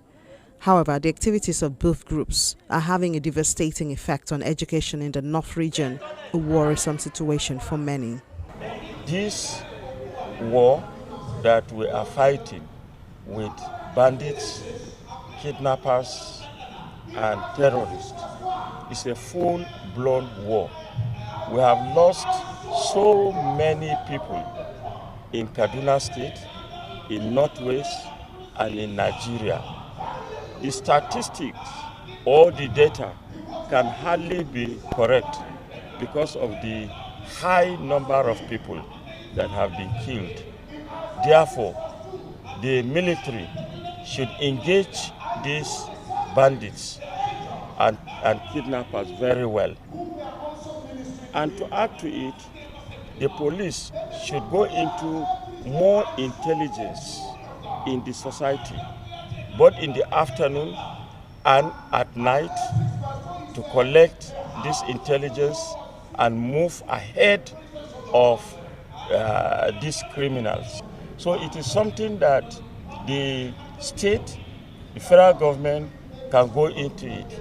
Like in Kaduna State, I know that the governor is recruiting thousands of hunters and equipping them to also guard the society. And if every state can do that, recruit more, and let's fight this war together, then the idea of amnesty does not arise at this time. You can see the case of Zamfara and Katsina. They tried amnesty, it did not work. Now the governor is out fully saying, let's fight the war. And I think collectively there should be cohesion, there should be cooperation among the governors from North Central, Northwest, and Northeast. Together we can fight this criminality. In most cases, kidnapped school children are freed by abductors after the payment of ransom, sometimes through security intervention. A few others pay with their lives. In the wake of the heightened security challenges in the Northwest, authorities announced a temporary shutdown of schools, especially those located in vulnerable areas, until security is guaranteed. It's something that requires a collaborative and holistic approach, which we've unable to forge consensus until recently. But I'm happy to say that we have arrived at that consensus. And you will notice in the last week or so there has been significant reduction in this because the military has mounted a very aggressive operation against the bandits using the Air Force as well as ground troops. So we hope we are coming to the end of this. Part of the reason why we closed down all our schools in Kaduna is in anticipation of this operation, because we don't want in the process of the bandits escaping to attack any school that they see as soft targets. This is why we close all the schools except those that are doing their NECO, and even those we relocated to urban schools that we know can be protected. I have seen the development. We started with cattle rustling. Now it has become banditry, kidnapping, wanton destruction of lives and properties. So we are planning the next stage, which we have done, and we have given the security agencies to give us their plan of action, so that within the next few weeks we will be again having a joint operation of all the states. Okay. Now schools are shut down. The business is also shut down. Government is being overwhelmed by this insecurity. The reason being that even the security agencies have been attacked, which means the security architecture in the country is insufficient. And the only way government can, improve on this is to pump in more money, and especially in the area of human resources. The schools have their own role to play. Government too has their own role to play. Àwọn òbí àwọn ọmọ yìí ni wọ́n mọ irú trauma táwọn pass through. Àbí èèyàn rán ọmọ léwe. The next thing tó dẹ̀ máa gbọ́ ni pé ẹ wá fi kinní kan million gbọ́mọ yín o, ẹ wo bó ṣe máa rí lára yàn. Wọ́n á dẹ̀ tún record àwọn ọmọ yẹn tún máa wo wọn nú fóònù. Wọn ò ní ṣe fọwọ́ mú kó ẹ worú trauma tó ń dá fòbí. Nílùú tó lọ́ba tó níjòyè ó wá di kóbì máa sáré kiri kọ́ máa wá millions of naira kiri, ẹni tó fi 10 million gbà, ẹni tó fi 20 million gbà kalẹ̀. Àbáwọn òbí tí wọ́n pa nínú àwọn ọmọ wọn yẹn ń kọ́, àwọn òbí tó ọmọ polytechnic tí wọ́n padànù yẹn, wọ́n ṣò wọn báyìí ni pé ẹ dá wa lóhùn àbí ẹ fún wa lówó tá a béèrè, pàápàá wọ́n dẹ̀ pa ọkọ pa mẹ́ta, ó tún tó jọ́ kẹta sí wọ́n tún pa mẹ́ta, káwọn èèyàn lè mọ̀ pé àwọn serious. Gumi dẹ̀ ń wọlé lọ bá wọn, ó lọ ń bá wọn negotiate, ẹ̀dẹ̀ ń rí Gumi ọ̀wọ́ dẹ̀ ń rìn lù yìí. Ìjọba tó dẹ̀ wá bẹ́ẹ̀ yóò gbé, ẹ̀ wá ń gbégbò, ẹ̀ ń gbégbá, ẹ̀ ń gbáwo. Ọkùnrin ń tàtọ̀rì lọ́wọ́lọ́wọ́, obìnrin náà ń tàtọ̀rì. Ẹ jẹ́ àwọ̀ èwo ló máa lómi lẹ́yìn ẹsẹ̀ jura wọn lọ. Wèrè bí àṣà òtítọ́ lójú, oníwèrè ló máa support wọn, ló máa sọ pé nǹkan ṣe yẹ dáa. Lady K wà níbi tí wọ́n gbé pamọ́ sí láìṣẹ̀ láìrò, kò lẹ́sẹ̀ kankan, ẹkàn sákùkù rọ́kan mọ́, she's a terrorist. Can you imagine that? Someone that is even powerless. Kò sọ́jọ́ rẹ́nu lọ, ẹ criminalize ẹni terrorist. Àwọn real terrorist, àwọn criminal gangan tí wọ́n pa gbèjèpẹ̀jọ, you did nothing to them. Wọn ò arrest wọn, ṣe kankan fún wọn. They are there now, wọ́n ń gbádùn ni. Wọ́n ń gba ransom lójoojúmọ́, wọ́n tẹ̀ ti balẹ̀ Haúsá yẹn jẹ́ ná, tí wọ́n tún fẹ́ worst ju tàwa Yorùbá lọ. Àwọn ara wọn nínú anyway, bá ṣe wọ́n ní wọ́n ṣe ṣe ra wọn. Bọ̀tí tí Yorùbá ń béèrè yìí, mo mọ̀ pé condition mẹ́fẹ̀ẹ̀fà yẹn láyé tó bá lè mí tiẹ̀ gan wọn ní yà sí, láyé wọn ní tó ní dáhùn, wọ́n máa fẹ́ lo force ni. And the situation whereby Yorùbá ní ẹni tẹ́bi ń pa, an hungry man is an angry man. Ẹni tí ebi ń pa olùbínú èèyàn ni. An hungry man is an angry man. Gbogbo àwọn tẹ́yìn rò pẹ̀lẹ́ ìjọ́tọ̀ ti wá gbégbó, ṣé agitation stop? Ṣé self determination, ṣé asking for self determination ṣó wá stop? Ṣé Ìgbòho ló wá ń di ẹ̀ ni? Ṣé Ìgbòho nìkan ni wọ́n gbé family ẹ̀ ni? Nígbà tí Súnsọ̀hún bá súnkò gírí ni àwọn èèyàn react now. Nígbà tí gọ́ọ̀mẹ̀ntì refuse láti ṣe tó yẹ kán ṣe fúlù, àwọn èèyàn react. People will surely react. I couldn't imagine kẹ́nìkan máa sọ pé millions táwọn ń gbà ní Senate ò tó, tí àwọn kan dẹ̀ wà tán tí ìròjẹ mẹ́ta jẹ lójúmọ́. Irú ìgbésí ayé tá à ń gbé ni ìgbésí ayé tí àwọn olówó fẹ́ máa mú mẹ̀kúnnù, tí wọ́n fẹ́ máa mú lẹ́rú. Ó níye tá à ń róúnjẹ tẹ́lẹ̀, ó níye tá à ń rà sí. Àwọn èèyàn ò lè sùn kán dijú mọ́nú lé. Àìmọye ilé tí wọ́n ti wọlé lọ tán lọ dú ọkọ àtìyàwó mórí bẹ́ẹ̀dì ní hòhò tán gbójú oorun dójú kú. Ilé mi wà, wọ́n pa ọmọ, wọ́n pa ìyàwó, wọ́n pa ọkọ, wọ́n pa gbòdìlé yẹn run. Láìpẹ́ ìlọ ní Ọ̀fà ní Kwara State lọ́fà, brọ́dà kan ó ṣe kọ́lé ẹ̀tàn ni, gbogbo yín tẹ̀ ń wo fídíò mi náà mo kúkú gbé wá ń gbà yẹn. ojú ìjọ kẹta tí ọlọ́fà tìlú Ọ̀fà lóhùn fún àwọn Fúlàní ní citizenship lọ ẹni yẹn ṣẹ̀kọ́lé ẹ̀tàn ó dẹ̀ kò síbẹ̀ òun àtìyàwó ẹ̀ lóyún oṣù 8 sínú wọ́n ti ṣọ́ọ̀bù bọ̀ lálẹ́ kọ́ máa lọ lé tuntun láti yà sílé wọn ni wọ́n rí Fúlàní tó barricade ọ̀nà fún wọn kọ́kọ́ dẹ̀ reverse ṣàpadà sẹ́yìn pé Fúlàní rèé níṣẹ́ ni wọ́n dàbọ̀ bò ẹsẹ̀kẹsẹ̀ ni wọ́n ti pàyàwó ẹ̀ ẹsẹ̀kẹsẹ̀ ni wọ́n ti pàyàwó wọ́n gbọ́kọ lọ 5 million naira náà fi gbọ́kọ níjọ́ kejì tí wọ́n ṣìyàwó ni ní ọjọ́ kejì tí wọ́n ṣìyàwó ẹ̀ ni wọ́n fi 5 million naira gbọ́kọ́lẹ̀ ilé ọ̀hún tó kó sí wọ́n tà ń gbàǹdo ni láti lè fi rí ransom otherwise wọ́n á tún pọkọ náà kí ló dé kí ló wá ṣẹlẹ̀ sí nothing happens everything is normal la máa lọ gbé placard kan ní New York náà máa sọ pé everything normal àfi tí ò bá sí ọmọ náà àfi tọ́lọ́hún ò bá sí lókè àfi tọ́mọ Yorùbá ò bá evidences lọ́wọ́. I am telling you authoritatively that everything is not normal in this country. Gbogbo ẹnu ni mo fi sọ pé everything is not normal. Àfikọ́ ló ń ṣàánú wa o. Níbi táwọn ẹni níbi tí wọ́n tún ya wèrèdè wọ́n tún gbowó ọ̀fẹ́ lọ́wọ́ ọmọ Nàìjíríà tó ṣẹ̀ ń wọlé. Wọ́n lè máa san owó kan. Àfikọ́ ló ń ṣàánú wa nílùú yìí o. Wọ́n ti bàálù ìjẹ́ sẹ́yìn gan, wọ́n ti bàálù ìjẹ́ jìnnà gan. Mo gbé fídíò kan wá tó ẹ̀ẹ́dùn náà báwo nílùú ìdàbà yìí kò yé mi ṣáṣẹ̀ ń travel out ní kéèsì kan mo gbé wá bóyá bí ọ̀sẹ̀ 3 sẹ́yìn sí ọpẹ́lọpẹ́ pé máa yẹn ó ya àwọn ẹrù ẹ̀ tí wọ́n kágò nígbà tó tán ti ń kágò ẹrù yẹn kó tó di pé wọ́n gbé ló ti snap ẹrù ẹ̀ ìtóhun náà gbé tó fi ṣá luggage ó snap ẹ̀ sínú fóònù ẹ̀ ní ìgbà tí wọ́n máa gbé ẹrù ẹ̀ fún ní Nàìjíríà wọ́n láwọn ò rí ẹrù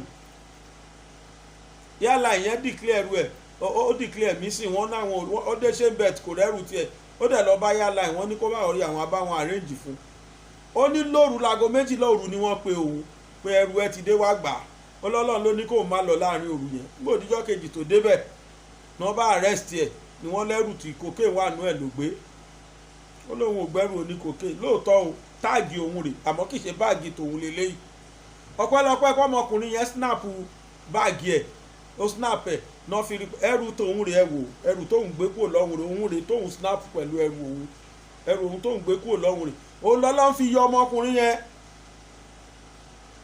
ó ní wọ́n wá lahùn fóun pé ẹ àmọ́ èèyàn táwọn máa ń gbé sí lára bẹ́ẹ̀ láìṣẹ̀ láìrò irú ẹ̀ náà náà tún ṣe kéèsì tí mo fẹ́ rìpọ́tù wọ́n tún scam àwọn èèyàn lórí ọ̀rọ̀ COVID-19 ẹ bá land kò ń ṣe pé bóyá kí ni ó nímọ̀ gọ́ọ̀mẹ̀ntì inú ni o torí pé máa fẹ́ tí ara yín gbọ́ gbogbo bó ṣe scam wọn Nàìjíríà irú ìlú wo la wà yí pàpà gan àìdó ìfúnlò ó sú mi gan láìṣẹ̀ láìrò akọ̀bàlújẹ́ ṣá kalẹ̀ ẹni yẹn nígbà tóun látọ̀hún bí nǹkan ọ̀hún náà ti ní kóun fill fọ́ọ̀mù kan pé kóun dẹ̀ wá sanwó point of entry ó san owó yẹn ńgbà tó débí wọ́n fún ní fọ́ọ̀mù kan Àbújá ló ń lọ wọ́n fún níwèé kan ó dà Àbújá tán ibi tán fún pé kó ti lọ gba abẹ́rẹ́ àbí kankan náà bá ní pé lóòótọ́ làwọn rí receipt ṣùgbọ́n kò sí lákọọ́lẹ̀ kó sanwó ó lóun tún sàn mí ó sàn sanwó yẹn bí ọ̀nà 4 ibi tọ́mọkùnrin ti wá àfẹ̀sí kan kí plane má jalè àfẹ̀sí kan má gbaṣẹ́ lọ́wọ́ ẹ̀ lọ́hùn takuntakun lọmọkùnrin fi ń ké pé tóun bá ráyè bọ́ọ̀lù yòówù ò tún padà wá Nàìjíríà mọ́. Must we be living like this? Must we continue living like this? ṣebí nǹkan táwọn èèyàn rí tí wọ́n sọ̀rọ̀ lé lórí nì wípé àfi kí solution wà nú ọ̀rọ̀ yìí nígbà tán dẹ̀ láwọn fẹ́ kó wa lọ next level ní 2019 èmi wà náà ní campaign fún wọn pé next level là ń lọ àṣẹ next level ìyà là ń lọ lọ́mọdé jìyà àṣẹ next level ọwọ́ Fúlàní là ń lọ àṣẹ next level ọwọ́ gbájúẹ̀ là ń lọ ẹ jẹ́ wo fídíò yẹn mò ń bọ̀ ẹ̀yìn náà àárín tí mò ń sọ sí mò ń padà bọ̀. Today talk about this extortion of money at the airport. Somebody will come back, will be direct victim. He dey here. Let's appreciate him for summoning the courage to come forward. Hold the mic, sir. Your name, sir? My name is Nandubisi Ekulono. Take and close to you My like name this. Nandubisi Ekulono. Okay, Ndubisi. Ekulono. Make I hold the mic for you. Okay, which country you from come back? I come from Sweden. Sweden. Yeah. Which day you come back? I left Sweden on the night and I came into Nigeria on the 10th. Hold this phone for me. So what thing happen for airport? For airport, it gets from where federal government say we go fill online before we go leave where we come from Europe. So when I fill that form finish, they gave two options. It's either I pay with my card or I pay on arrival. Then because of the network that is bad in Nigeria, I choose the option of paying on arrival. So on getting to Nandaziki Airport, Abuja here. Abuja here, I use my ATM card. And this picture here, I showed them in the airport that I've finished the form. And they saw the capture. And they said I should give them my passport number. I gave them my passport number, they queue it in their computer and give me the POS that I should pay. And I brought up my ATM card. This is my Zenith Bank ATM card. No worry. And this is still the receipt. Continue, sir. I paid with this card, and they debited me. I checked my... How much they debit? 42,750. They debited. I checked online. They have took the money from my account. So when I now reach the... they give me two options. One lab in Jabi and the other lab in Maitama. So because I live close to Maitama, I said, okay, let me take the one in Maitama. But if you put the address of the lab in the Google, it will take you to Emma Plaza. One syndic lab in Emma Plaza. So when I get there, they said they don't know anything about what I'm talking about. I should leave their office. I was about having problem with them, but I said the Google map is showing me that this is the address where I'm coming. And I showed the manager of the lab. He said, yes, the Google is saying shit. So what I did, and I came out of the place, I met one gate man. I said, please, can you direct me how to get this place? The man said I should go to this day doom. I went to this day doom. They say it's not there, that I should go to Minister of Health. Ministry of Health. Secretariat. I went to Minister of Health Secretariat. They said I should go to one conference center. So I took the test again to that When I get to that and I found the lab there. Then I told the guy, look at my receipts. I came to do the lab because they say if I don't do the lab, they will ban me from leaving the country. And I need to start work on Monday. And the guy said, okay, let him forward my information to Lagos. I gave him my information, forwarded to Lagos. We waited for that the whole day. I was sitting there with them. When the guy was closing by 4 o'clock, he couldn't give me a concrete answer. He said, Lagos have not replied, that I should go home. I went home. By 9 o'clock, I came back the next day. I was there when all of them resumed work. He said, okay, let him check the system. He said the name they gave him, that my name is not inclusive. I said, but look at he said he's seen the name that I've paid, but he cannot see my name. I said, but how come? Then luckily for me, 2 people that was in that same flight with me came, and they couldn't find their name. Even my friend that came from Sweden came. He couldn't find his name. Then I asked me that if I want to do this test, I have to pay under money. And I have the information, and I paid under for 2,700 to them there. And they did the test. And this morning, I'm supposed to leave Nigeria on Saturday. And they are calling me now. They sent me a message that I have to go and do another test and pay under for 2,300. I'm just from there. I had somebody calling from Turkey. I was in a taxi that the taxi man was saw my listening cry at the station and said that he need to bring me here. The taxi man now. Let's appreciate the taxi man. God go bless him. The taxi man now put the Thank radio you. And we had it. And Our people go follow you. Go make we see all the money where they don't collect. We are like 200 and something passengers on that flight. So and times 3. Everybody paid this money. Okay, no worries. I went to the bank and my bank said I should go to this Access Bank. I went to Access, but they said they cannot help me. Okay, thank you. Please sit down, sir. Please sit down, sir. Nigerians, when they hear, now if these kind of people decide say they no go come back home now, we go they blame them. You say? If I live on Saturday, I won't come back. You will come back. I swear to God, I won't come back. You will come back, sir. You know, this place is too much. You don't understand. No, please. It's better they tell us if you're coming to Nigeria, give us 100 euro. We'll give them. If you're going to give us 100 euro, we'll give them because this place I passed through since 1 week I'm in Nigeria. You can't imagine it. Please. It's not good. We have a bad name abroad. If you're coming to a country, you see first a bad name. It's not good. I know what it took me to come to get a job because I'm a Nigerian. Are you getting me? Yes, it's not good. Okay. If I show you my account, almost 90,000 I have gone out of my account. Still the test, they cannot upload it on the system. And if I'm living on Saturday, on the system, they will ban me from leaving Nigeria. I'm going to do about my job. To get a job now because of the community is not good. And it's hard to get a job. I'm sorry, sir. Sir. Excuse me, Daniel. Please sit down, sir. Please sit down, sir. Sir. Do you know my name, sir? I used to hear your name, sir. What is my name, sir? Ahmed, sir. What other name do you know that is attached to my name? Brekete family. Okay. There's another one, ordinary president. Ordinary president, yes. Sir, I am the ordinary president of the extraordinary people like you, sir. You are not ordinary, you are extraordinary, sir. Amen. You understand, sir? Yes, sir. And I don't want you to break down. I don't want you to lose faith in this country. The set of people that are doing this will fade away one day. Please, I want you to withdraw that statement from your heart. I beg you in the name of God. I can kneel down for you, sir. Please. Sir, don't need that. Sir. I can't come. No, sir. Don't need that. I can't. No. No, you will come I back. might come, but it will take time because all this stress. No. It's all right, sir.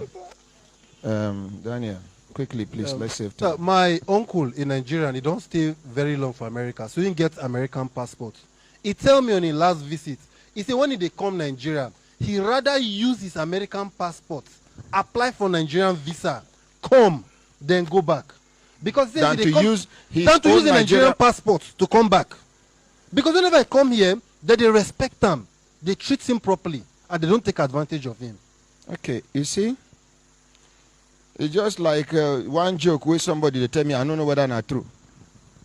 One Nigerian pastor opened church for South Africa.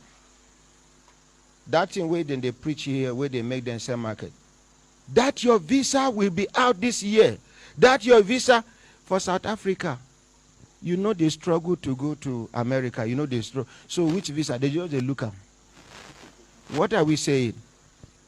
Some countries are more respected than Nigeria.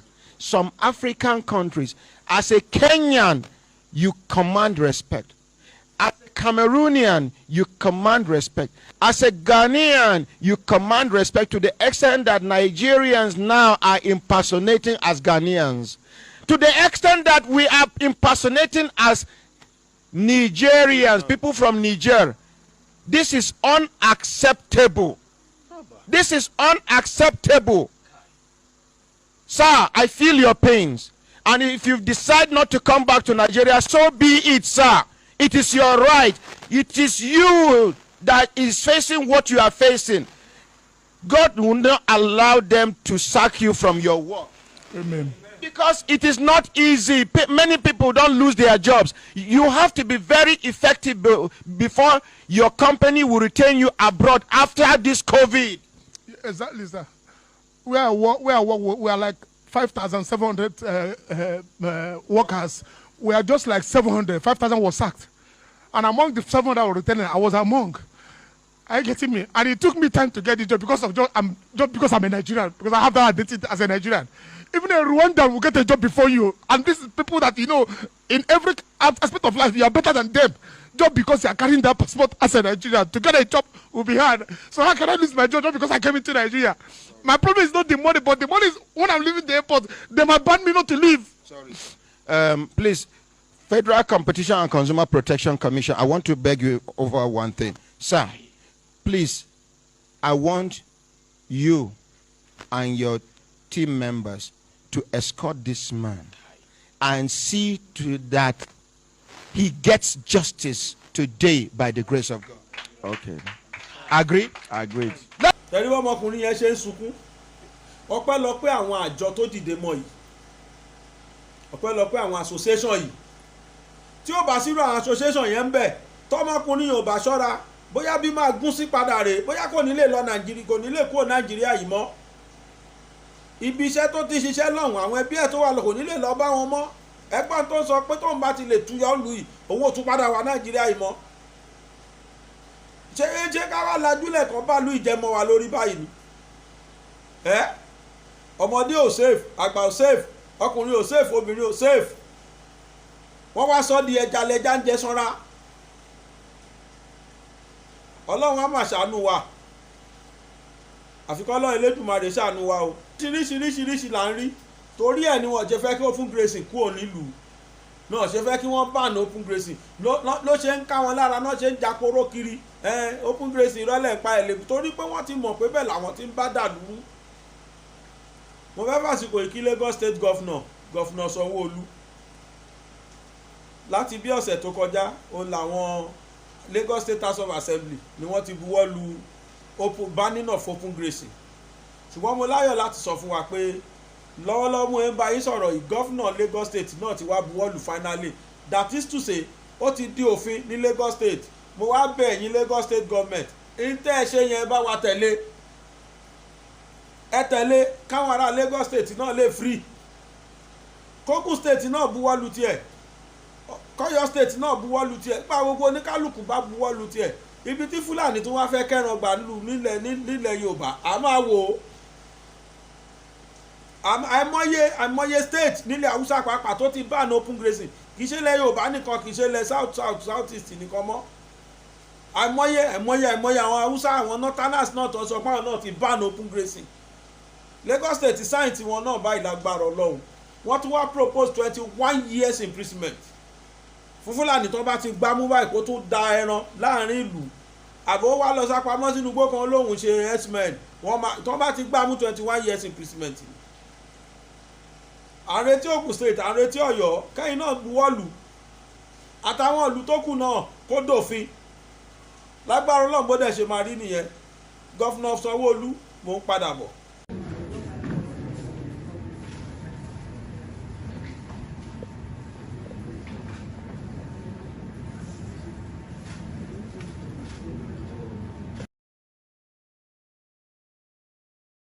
Gọ́fúnà Sanwó-Olú náà buwọ́lù tẹ̀rí yẹn, yes àdúpẹ́ lọ́dọ̀ Ọlọ́run, àdúpẹ́ lágbára Ọlọ́run ọba, Ọlọ́run máa gbà wá láàrin Yorùbá ẹja fọkànbalẹ̀. Ìyá kan pè mí lẹ́ni wọ́n sunkún gan-an, ó ń ká wọn lára gan-an. Àwọn tó lọ ń gbé placard, mama I'm telling you humbly and I'm telling you authoritatively pé nonsense tó ń ṣe yẹn kò túrú kankan lára Yorùbá, kò ní any effect. Wọ́n ṣe tí wọ́n ní. The deed has been done lágbára Ọlọ́run, it has been written and ó ti wà recorded. Atrocities tíjọba tó wà bẹ́ẹ̀ ṣe àti gbogbo tuntun wọn pa ní Nàìjíríà táwọn Fúlàní ṣe ó ti wà lákọọ́lẹ̀, gbogbo èèyàn ti mọ̀. Lákàdí tí wọ́n yẹn ò ní effect, there is nothing they can do about it. ọ̀run ti assign, ọ̀run ti approve ẹ̀. Tí wọn ò bá fẹ́ kí Yorùbá lọ, tí wọn ò bá fẹ́ kí ọ̀rọ̀ yìí dogun, tí wọ́n fẹ́ kó dọ̀dẹ̀, tí wọ́n fẹ́ kó di pé ẹlẹ́yàmẹ̀yà oníkálukú pín, káwọn ṣe di normal thing, kọ́ ṣe normal thing, kọ́ fẹ́ lẹ́tọ̀ọ́ ẹ̀. Ẹ máa gbọ́ nonsense tó ń sọ lẹ́nu, we are number one, you shall never play second fiddle, àwa la níjọba, can you imagine? Mo dẹ̀ ti sọ fún wọn lánàá, ẹ máa ṣe ìjọba yín Nàìjíríà, ẹ fa wálẹ̀ jẹ́ kí Yorùbá máa lọ. Ẹ̀yin ẹ máa ṣe Nàìjíríà, àti fún yín Nàìjíríà ẹ máa ṣe fa life president ní ká ẹ jẹ́ Nàìjíríà. Ẹ fi Yorùbá tẹ bá ti mọ̀ pé ẹ fi wọ́n lẹ̀ jẹ́ kán pín kán máa lọ jẹ́jẹ́ wọn. Àwọn ọmọ Yorùbá tó wá dẹ̀ mọ̀ pé rárá àwọn fẹ́ bá Nàìjíríà lọ, káwọn náà kẹ́rù wọn kan gba Sókótó náà máa gbà lọ ní àbí Kánò àbí wọ́n máa gba Kàdúná lọ, kò le tó bẹ́ẹ̀. Very simple. Yorùbá níbílẹ̀ yóò wọ̀ mọ́ máa lọlẹ̀ míì tuntun àbí Ṣọ̀ún Ògúnlọlá sọ bẹ́ẹ̀ gbà oníbílẹ̀ yóò wọ̀ máa lọlẹ̀ míì tuntun, gbogbo sọ́mọ̀ ló ń dúdú wọ̀rọ̀ yìí. Ẹni tó bá ti mọ̀ pé Yorùbá nation tẹ́ gbà yóò òun ò láìkí ẹ o kó lọ Sókótó kó dẹ̀ yorùkọ ẹ̀ padà. Ọlọ́run á yọ́nú sí wa tó oníyanṣẹ́ ọlọ́kàṣe gbogbo ẹ̀yin tí ẹ bá wa jẹ tèmi. Èmi kàn fẹ́ aṣọ wa gbogbo ẹ̀yin tí tẹ́ ẹ rí yẹn tó ń freak tẹ́ ń rò tẹ́ ń ríro ẹ má ríro mọ́, kò sí tó fẹ́ ṣe sí. Ọlọ́run ti parí ètò eléyìí, lágbára Ọlọ́run ètò eléyìí ti tò. Ẹ má wulẹ̀ ríro, ẹ má tiẹ̀ inú mi ti dùn pé àwọn ọmọ àlè òsì àwọn ọmọ ọkọ wọn ti tákù wọn. Tó bá tẹ̀ wá fẹ́ gbé yẹn fún àwọn UN pé ẹ wò àwọn kan ló sọ pé kò sí wàhálà yìí, wọ́n á rí àwọn tó takù wọn bẹ́ẹ̀ pé báwọn kan náà takù wọn yìí. Definitely there is problem and we must address that problem. Sowore mo gbọ́ pé Sowore náà ti òun náà tòun àti àwọn kíni revolution now tiẹ̀ náà àwọn yẹn náà ti wà ní UK àwọn ní US àwọn yẹn náà tún béèrè mẹ́rin lọ́yà mẹ́rin àbí márùn láwọn náà béèrè lẹ́nu condition tiwọn. Ààrẹ ní pé kí wọ́n má criminalize Sowore mọ́ ẹlẹ́ẹ̀kejì ara ẹ̀ ní pé gbogbo àwọn tí wọ́n gbé yẹn pátá Nnamdi Kanu ní Ìgbòho ní gbogbo àwọn lédìké kankan rìlíìsì wọn bóyá 4 àbí 5 lòun náà submit lẹ́nu èèyàn kan máa sunkún èèyàn kan máa rò pé òṣì táwọn ní black card ń ṣe ló bá kí náà fẹ́ ṣe kí ni agbára wo náà ní òṣì agbára ọkọ̀ tán ní tán fẹ́ ṣe mọ́ millions ju ojú 100 lọ gbogbo àwọn tó wà bẹ́ẹ̀ bẹ́ẹ̀ ṣe ń wọ̀ ọgbà tó gbé black card gbogbo àwọn tí mo rí yẹn wọ́n wọ 50 ṣáwọn yẹn náà fẹ́ lágbára lórí Yorùbá Ọlọ́run ayọ́nú sí wa tó níyanṣẹ́ ọlọ́kà ṣe gbogbo ẹ̀yin tẹ́ bá wa fìfẹ́ jẹ tèmi náà gbóyin náà la dúpẹ́ lọ́wọ́ ẹ̀ lẹ́ẹ̀kan sí ẹ̀yin tẹ́ bá ti subscribe fún ṣánẹ́ẹ̀lì yìí ẹ wo bí tọ́kọ subscribe sí kẹ́ ẹ bá wa tẹ̀ kájọ kọ́ ọmọ olùbọ́ bẹ́ẹ̀ náà níbi tó fi sáyìn aago sí yẹn ẹ bá wa tẹ̀ ẹ rí ibi tá a ti ṣe program lónìí ìkànnú àwọn studio wa tá à ń ṣe lọ́wọ́ à ń ṣe main studio lọ́wọ́ ni mo ṣe wá síbí nígbà tó jẹ́ pé àgbọ̀dọ̀ má wàá gbé information yẹn fún yín mo kàn ṣe lo bí temporarily so ẹ má bínú tí picture ẹ bá dá tí ò bá dá ẹ fi ṣoṣù kẹfì para kó lè dá ni torí pé lọ́ndì second lágbára Ọlọ́run a máa ṣí new studio wa tuntun torí ẹ̀ la ṣe ń tètè fi àwọn nǹkan tó yẹ ká fi sí à ń erect iná lẹ́nìí ni light là ń erect lọ́wọ́lọ́wọ́ bó mo ṣe ń bá yín sọ̀rọ̀ wọn ṣiṣẹ́ lọ́wọ́lọ́wọ́ ń bẹ̀ so ẹ má bínú torí Ọlọ́run fún picture tẹ́ ẹ bá rí lẹ́nìí tí ò fine ẹ má bínú kó lè dá náà ni ẹ wá subscribe sí channel yìí bákan náà ní pẹ́yìn tẹ́ ẹ bá ní advert mo rọ̀ yín o ẹ máa bọ̀ nísìn kẹ́ ẹ wá gbé advert fún iléeṣẹ́ yìí tó rà àti di online tv oríṣiríṣi programs lẹ lè advertise inú ẹ̀ yàtọ̀ sí ìta wà ń ṣe yìí àìmọye programs ẹ lè advertise lórí news wa ẹ lè ra airtime lọ́wọ́ kẹ́ ẹ fi polówó ń tẹ́fẹ́ polówó àbí kẹ́ ẹ fi ṣe tí wọ́n tẹ́ bá fẹ́ ṣe ẹ̀yin freelance broadcasters you are free to do anything in that station in as much tó bá ti jẹ́ pé n tó bófin mu ni Ọlọ́run ayọ́nú sí wa ẹ jẹ́ ká tún pàdé lágbára Ọlọ́run ọba bóyá lọ́la àbí nígbà míì tá a bá tún lè padà wá fún yín ní tó tún ń ṣẹlẹ̀ káàkiri ayé pàápàá jùlọ lórí ọ̀rọ̀ ọmọ Yorùbá lágbára Ọlọ́run ojú tẹ́ fi ń wò mí yìí ojú náà ò ní fọ́ etí tẹ́ sì fi ń gbọ́ mi etí náà ò ní dì pẹ̀lú ògo Ọlọ́run èmi náà ní tiyín tòótọ́ o Absobur Aláwìyé Adébáyọ̀ bàbá gbàgede mọ̀ tí gbogbo yín mọ̀ sí bàbá gbàgede mọ̀ ọmọ bàbá tíṣà lábẹ́òkúta àsìkò yìí náà ni mo fi ń kí yín wípé láyọ̀ o.